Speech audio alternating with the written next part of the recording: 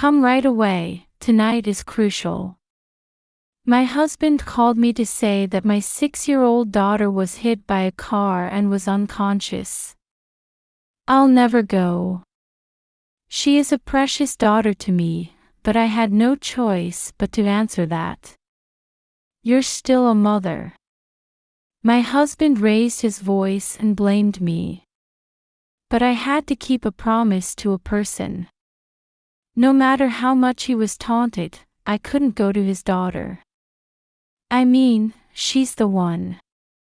Please listen to my eventful life. My husband, Nathan, had been through a lot before he married me. He lost his ex-wife at the age of 29 and raised his daughter, Grace, who was 1 year old at the time, alone for 4 years. The first time we met was as a nurse and a father to a patient. His daughter, who had a high fever, was brought to the hospital where I worked, and I took care of her. She had a kind mother like you. Nathan thought of his daughter, who had become a single parent, and murmured.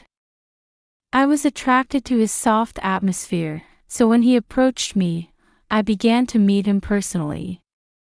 And when I met Grace, she was so small that I couldn't believe she was 5 years old, and she was looking up at me while biting her lip. I want to protect her. She was a child who made me feel that way. At that time, I was 36 years old and was starting to think that I don't have to get married. However, I was attracted to the way he worked hard to raise his child and the cuteness of Grace, so we dated and got married. There was no ceremony, only a marriage registration submitted to the government office, but I was happy. However, Nathan's ex-wife was hospitalized with a serious illness, so he had to pay high treatment costs and went into debt. He also took more time off for his wife, and he changed from a full-time employee to a temporary employee. My parents had already passed away, but they had left me a large home and a good amount of savings. So, after I married him, I took care of my living expenses, and Nathan and Grace moved into my house and started a new life. However, although Nathan was kind at first, he gradually began to despise me. I got a hag woman, thank goodness. You're ugly, so at least do your housework properly. Increase night shifts and earn more. I was bombarded with such abusive words that made me want to cover my ears almost every day. On top of that, my husband told me to pay all the money to pay off his debts. I retorted that it was impossible, but my husband became more and more enraged, and not only began to abuse him with harsh words, but also to throw things and raise his hands against me. Gradually, I became so scared of my husband that I couldn't say anything back. At the very least, I wished the daughter would be fond of me, but she always drew a line between me and didn't talk to me.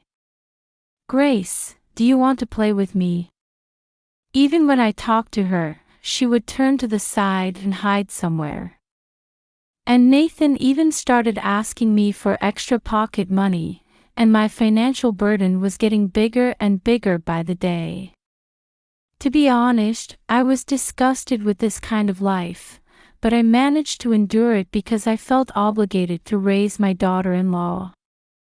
Although my feelings for my husband had cooled, I continued to speak to Grace as gently as I could, thinking that if I poured her love into Grace, I would be able to communicate with her someday.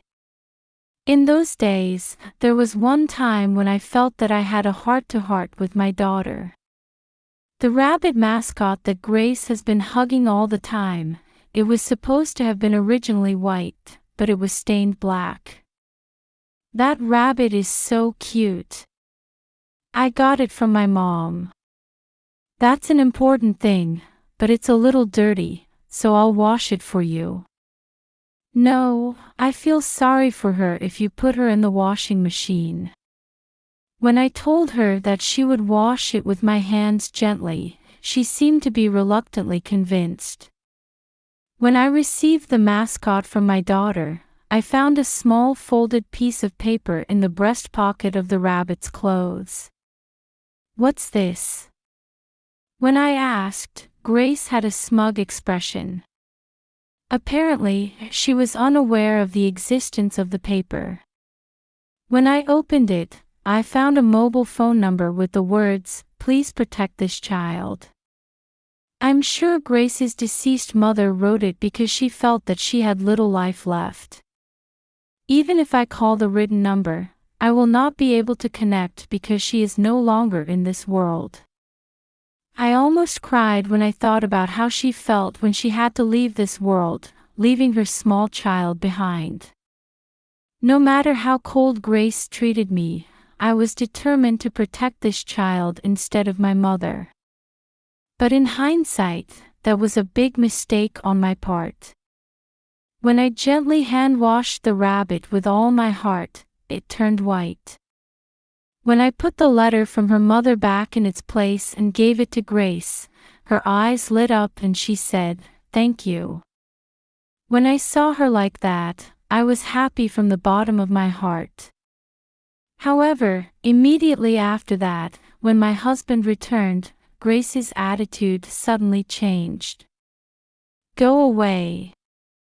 She shoved me with that.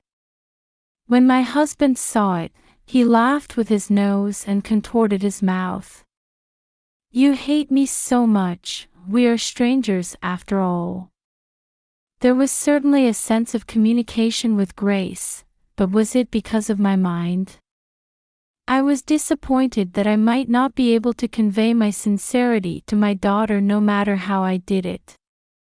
But 3 days later, I learned a terrible fact. On that day, I was cleaning the whole house in the morning. When I was cleaning a bookcase in my husband's study, a book fell and a note-like object that was sandwiched there flew out of the hailstone. When I unfolded the paper, I found that some kind of plan was written on it. No way. When I read it, I was stunned by how horrible it was. After a while, I changed my mind, took out my phone from my pocket, and took a photo of the note. Even after I finished putting the book back in place, my body didn't stop shaking for a while. I wanted to run away, but I knew it could be a big deal, so I made up my mind. Then I was closer to Grace than ever before. Then, when he secretly set a trick on the rabbit mascot, he kept saying certain words in her daughter's ear like a spell. I did it all because I wanted to protect my daughter. However, one day, when my daughter turned 6 years old, a terrible incident occurred. "Come right away, tonight is crucial." A call from my husband that Grace was hit by a car and was unconscious. My daughter is in a serious situation, so it might be natural for me to rush to her right away, but I had no choice but to answer, "I'm definitely not going." Are you a mother? You must still think of your daughter as a stranger. My husband raised his voice and blamed me. However, no matter how much he was taunted, he had no intention of going to his daughter. I mean, she's the one. Swallowing the facts I knew, I deliberately said coldly, "Well, I'm not related by blood to her, and it doesn't matter to me." What? Then, in a turn from a bullish attitude, my husband stroked and began to talk in a cooing voice as if he was begging. "Please, it will cost me $50,000 to save Grace. The cost of hospitalization is also $10,000. Miranda is the only one I can count on. Prepare the money." What? What did you say? I'm outside right now, so it's noisy and I can't hear you well. Can you send it to me by email? How much do you need? Hearing my words, my husband emailed me a request for money. Okay, that's a lot of money. Try to rake in money for you. I can't go to the hospital for that.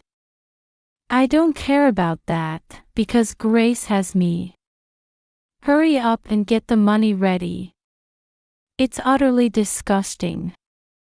Not long ago, he said that he wanted to see his critically ill daughter at a glance, but he didn't think that he would prioritize money. But this buys me a little more time. I have no choice but to do my best. I told myself so, and I did as someone told me to do, and I started moving. We needed hard evidence to hunt him down. 5 days later, I got everything ready and went to the hospital where Grace was. When I entered my daughter's hospital room, I found that she had 4 fluids, electrocardiograms, and countless tubes attached to her body. Nathan, who was waiting for me at the hospital, came up to me as soon as he saw my face. I'm going to ask for surgery right away, so give it to me quickly. I'll ask Grace if that's the case. Ha! It's impossible. There's no chance she's going to wake up. It's funny, her doctor told me that she could regain consciousness. It seems that the only injury is a broken arm. At my words, my husband began to swim his eyes and visibly agitated. And apparently she was conscious immediately after the accident, and then she suddenly fainted in her sleep. Are you going to have surgery when you don't know the cause? Did you even ask the doctor that? Don't do whatever you want without asking me. From there, he began to speak impatiently. She was unconscious, so I asked a doctor I knew from another hospital to come to her, and of course, I got permission from this hospital. Then I was told that if I didn't have surgery on her head, she would be in trouble.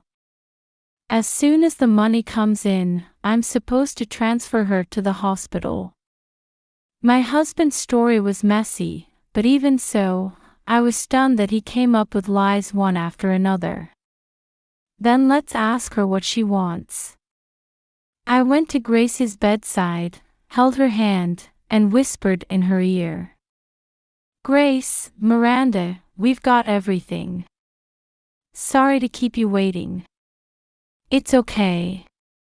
My husband looks at me talking to my unconscious daughter and half laughs as if he is dumbfounded.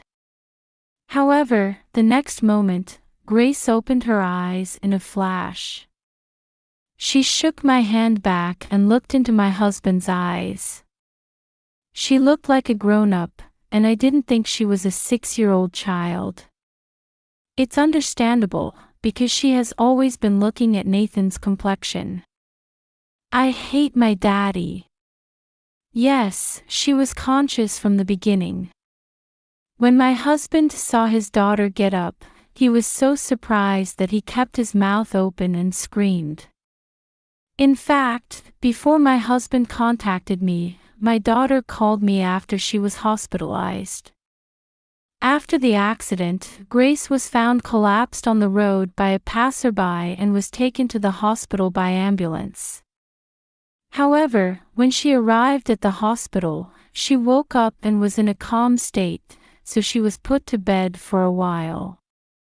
Then, when the nurse left, she called me from the hospital's pay phone. She then said to me, I was going to pretend to be unconscious in front of her dad and doctors. She also insisted, he's the culprit, don't come to the hospital, find the evidence. I was surprised to hear the identity of the culprit that Grace said she saw when she was hit by a car. My daughter was only 6 years old, but she was surprisingly smart and strong-willed. So I told my husband, as Grace had instructed, that I would never go to the hospital. After that, the daughter pretended to be really unconscious. The hospital staff seemed to be panicked, but when they were examined again, no abnormalities were found, so they were watching the situation while replenishing nutrition with an intravenous drip. Although it seems that it was convenient for the husband. No one will trust what a kid like this says. As my husband said with a laugh, I showed him an image of a note I found on my bookshelf. The content is a plan to get close to me, marry me, and break into the house.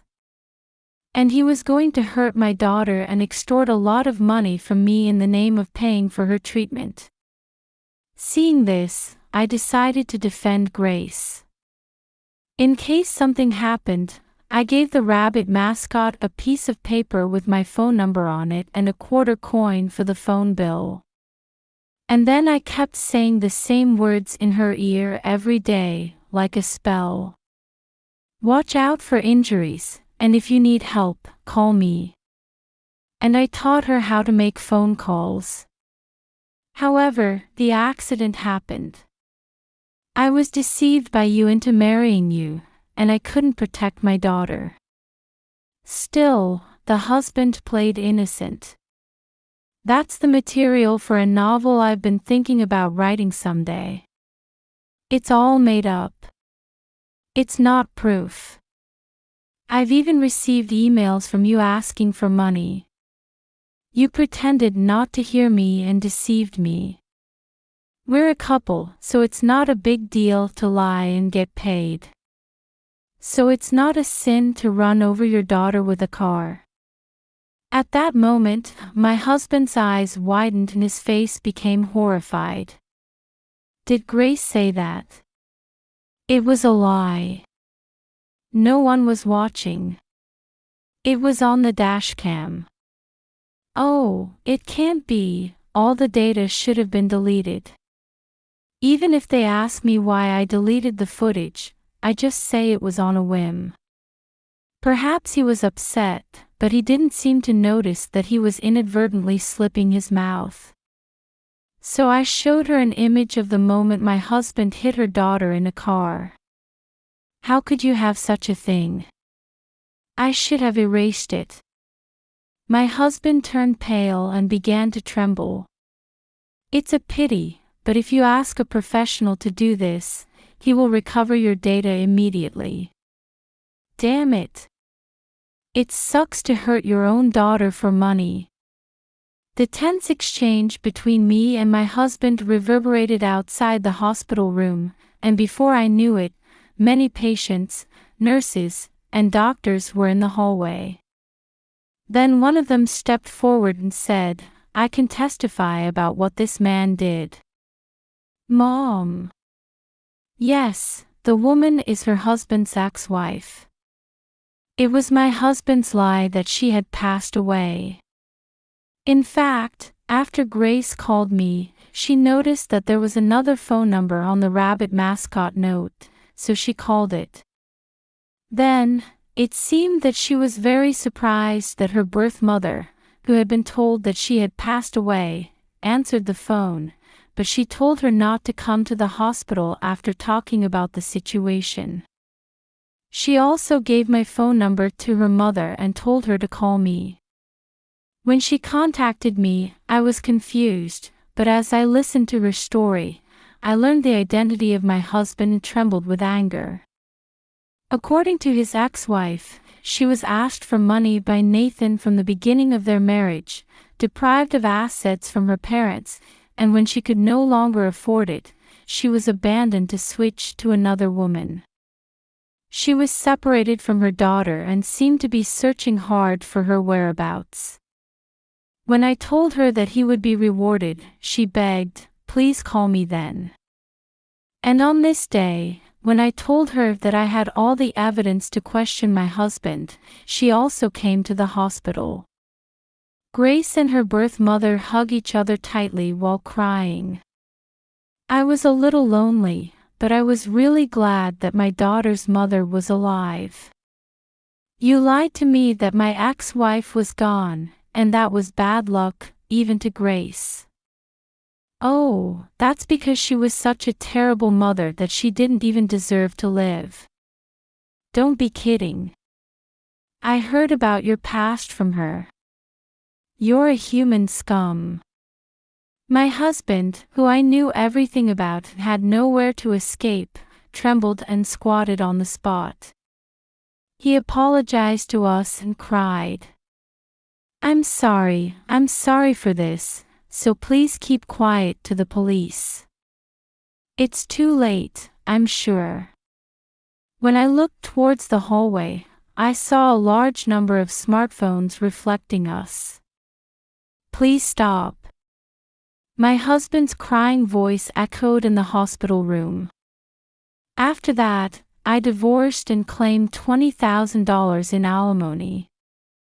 My husband was found guilty of his vicious behavior towards the child, and he lost his social status and credibility due to the extensive coverage on television. Grace seems to be doing well, gradually recovering from her injury. She said that the reason why she had been so bad to me was because her father was threatening her. She apologized with tears in her eyes. His ex-wife also thanked me for trying to protect her daughter. Grace started living with her birth mother and her parents, and she comes to visit me from time to time. I'm back to my free-spirited bachelor life and I'm living a fulfilling life. This one seems to be more suitable for me.